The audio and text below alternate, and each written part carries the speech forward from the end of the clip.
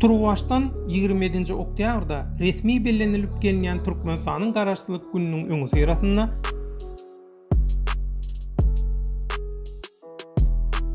Halmurat Söýünov öz pikirdeşleri bilen Stokholmda resmi taýdan ruhsat berilen mitingi geçirýär.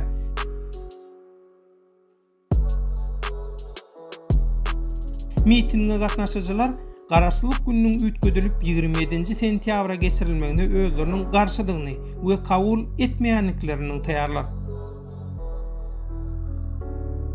Şol wagtyň özünde de Ýaponiýa resmi tapara baran Haramdag Berdimuhammedow özüniň syýasy haramhanasynyň baş gözüçisi Reşit Meredow bilen bilelikde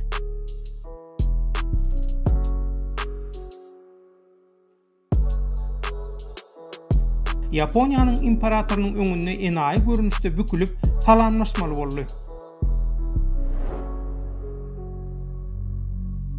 Aýdylşýaly, päliňe görä görersiň.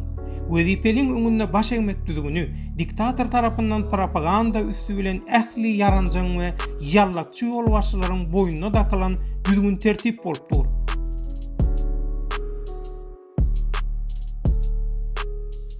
Türkmenleri özüne maksus bolan ata-baba düzgünlerden daşlaşdyrmak bilen Haramda Türkmenistanyna Berdimuhammedowlaryň tokum dinastiýasyny döredip, ýurdu paşalyk düzgünlüği döwlete öwürmek isleýär.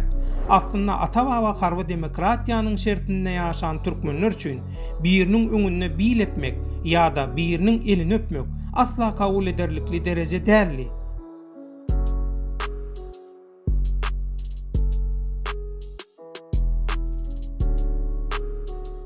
Emma diktatura türkmen halkynyň aňyna özgeleriň medeniýetini güýçlü depinde ornaşdyrýar.